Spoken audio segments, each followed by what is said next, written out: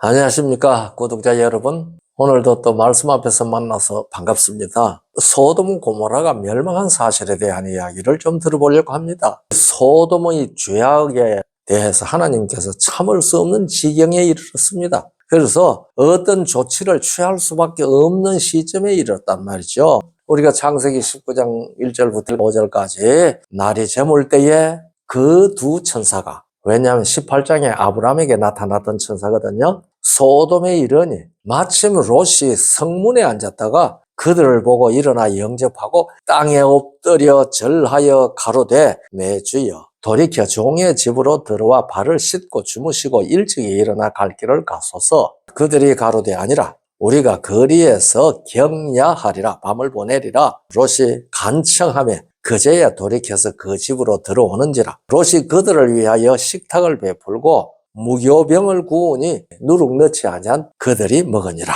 그들이 눕기 전에 그 성사람 곧 소돔 백성들이 무로 노소하고 사방에서 다 모여 그 집을 에워싸고 롯을 부르고 그에게 이르되, 이 저녁에 네게 온 사람이 어디 있느냐? 이끌어내라. 우리가 그들을 상관하리라. 세상에요, 이게 소돔의 도덕적 사회적 상태였습니다. 그러니까 하나님께서 보실 때에 이 사람들이 돌이킬 가능성이 전혀 없어요. 있으면 있을수록 전염돼 나갈 겁니다. 그것이 소돔뿐만 아니고 소돔, 고모라, 스보임, 아드마, 소알, 이 5도시가 다 그 영향 속에 들어 있었거든요. 그래서 소돔이 망할 때 그 5도시가 다 한꺼번에 망했습니다. 여기에 우리가 그들을 상관하리라 하는 이 말이 히브리 말로 야다인데요, 이게 남녀가 동침할 때에 사용하는 말입니다. 이 야다라고 하는 말은 그냥 하면 안다, 알다 그런 뜻이죠. 그런데 이것이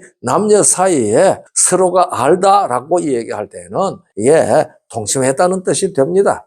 그러니까 여기에서 그들을 이끌어내라, 우리가 그들을 알리라, 야다하리라 그렇게 했거든요. 그러니까 그들과 동침하겠다는 말이거든요. 소돔의 상태가 원래 영어가 그렇게 됐는지 헬라 말을 거쳐서 라틴어를 거쳐서 영어가 됐는지 저는 그거 잘 모르겠습니다만은, 이렇게 남색한다는 말이 소도마이즈라고 영어가 됐잖아요.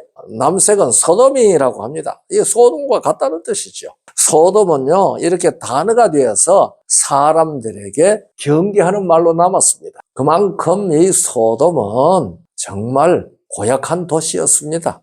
한때 사람들이 뭐라고 그랬는가 하면은요, 고린도를 소돔 같은 도시라고 그랬습니다. 또 그 후에 언제 내가 한번 들으니까 파리를 현대의 소돔이라고 하는 소리를 한번 들었는데 전 잘 모르겠습니다. 제가 들은 소리를 지금 하는데요. 그런데 제가 구글을 찾아봤더니 현재 무려 25개국이 동성 결혼을 합법화했더라고요. 그러니까 이게 다 뭐죠? 소돔, 소도마이즈, 소돔이가 다 된 겁니다. 이게 지구의 말세지 말의 현상입니다. 예수께서 재림하시기 전에 이 지구의 사회상에 대해서 누가복음 17장 26절 30절에 이렇게 기록되어 있습니다. 노아의 때에 된 것과 같이 인자의 때에도 그러하리라.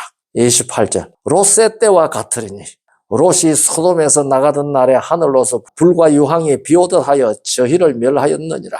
인자가 나타난 날에도 이러하리라. 그러니까 예수님께서 재림하실 때에 노아의 때와 롯의 때와 같은 현상이 지구상에 있을 것이라고 분명히 예언했잖아요. 이게 예수님 살아계실 때 이 땅에서 예언하신 것이죠. 그때부터 지금까지 얘기하면은요, 지금이 2025년이니까 2000년 전에 하신 말씀인데 오늘 이 사회 현상에서 그대로 현실적으로 이루어진 걸 우리가 봅니다. 그러면서도요, 성경을 잘 안 믿어요. 사람들이 안 믿어요. 구독자 여러분이나 우리들은 이것을 믿는 사람들이죠. 그러면은 우리가 어떻게 해야 될 것인지 우리 자신을 잘 살펴야 합니다. 노아 때 사회 상태가 어땠는지는 창세기 6장에 간단하지만 명백하게 기록되어 있지요. 노아의 때와 같이. 그래서 우리가 창세기 6장 11절 12절에 보면은 그때 온 땅이 하나님 앞에 부패하여 포악함이 땅에 가득한지라. 여호와께서 하나님이 보신 적 땅이 부패하였으니 이는 땅에서 모든 혈육 있는 자의 행위가 부패함이었더라. 땅이 부패하는 것은 땅 자체가 부패합니까? 거기서 하는 사람들의 행위가 부패하기 때문에 그렇죠. 저는요, 소위 명산, 절경지라고 하는 곳에 가끔 가보면은요, 뭐 요즘은 잘 가지도 않지만은요, 그곳이요. 얼마나 지저분하게 쓰레기들이 쌓여 있는지 모릅니다. 여러분들은 그런 거 안 보셨습니까? 도로가 잘 닦이고, 옛날에는 산중유곡이 가기 좋은 곳이 됐더니요, 그곳에 가면은, 쓰레기 천지입니다. 제가 왜 이럴까? 여기 오는 사람들이 쓰레기라서 그렇다 이거죠. 여러분, 동물들이 모아가 그렇게 이 천연계를 더럽히는 거 보셨습니까? 그런 거 없습니다. 사람들이 모이면 그렇게 더러워지거든요. 왜냐하면은 사람들이 부패하기 때문에 그렇습니다. 마음을 상실했기 때문에 그렇습니다. 그래서 아담 안에서 사망의 존재로 출생한 그의 후손들은 다 부패합니다. 썩는다는 말입니다. 그 썩는 현상의 대표적인 것이 포악한 것이었습니다. 폭력적이었단 말입니다. 그래서 가인 후손 람에게 그런 모습을 대표적으로 창세기 4장 23절 24절에 기록하지 않았습니까? 그리고 롯의 때는 지금 말을 듣고 있는 대로 음란이 세상을 뒤덮였는데 특별히 이러한 남색입니다. 이런 사회가 참을 수 없는 지경에 이르렀을 때에 하나님의 참으심과 베푸신 은혜가 막을 내리게 되었습니다. 그래서 노아 때는 홍수로 노아 식구 외에는 다 죽었고요. 롯의 때는 롯의 세 식구 외에는 소돔 사람들이 다 죽었습니다. 롯은 도시를 좋아해서 거기 살다가 전쟁에서 포로가 되어서 숙부 아브라함에게 구원을 받았지 않습니까? 그것이 도시를 떠나라고 하는 하나님의 경고였는데 롯은 그걸 몰랐습니다. 그리고 거기에 눌러 살았어요. 그러다가 겨우 죽음은 면했지만은 길이 남을 교훈적 상황을 만들었습니다. 그러나 롯의 마음을 보신 하나님께서는 아브라함을 생각하셔서 롯을 멸망에서 건져내셨습니다. 창세기 19장 29절에 그렇게 말합니다.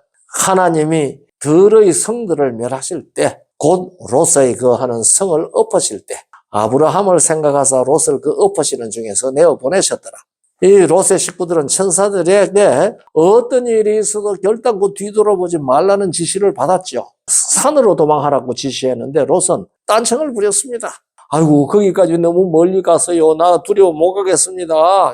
18절 19절에 롯이 그들에게 이르되 내 주여 그리 마옵소서. 종이 주께 은혜를 얻었고 주께서 큰 인자를 베푸사 내 생명을 구원하시오나 내가 도망하여 산까지 갈 수 없나이다. 두렵건대 재앙을 만나 죽을까 합니다. 그러니까 시킨 대로 갔으면 산까지 갈 수 있었을 것 아니에요? 롯이요. 이 말씀을 보면은 그의 생활에서 하나님의 뜻을 시행하는 일에 느슨했던 것을 볼 수 있습니다. 우리는 오늘날 살면서 그렇지도 않습니까? 내 마음에 드는 것은 순종을 했고 내 마음에 별로 안 드는 것은 순종 안 하고 롯처럼 아이고 산까지는 못 가고요. 저기 있는 조그마한 성 저기 가도록 해주세요. 이런 식으로 신앙 생활을 하지 않는지 모르겠습니다.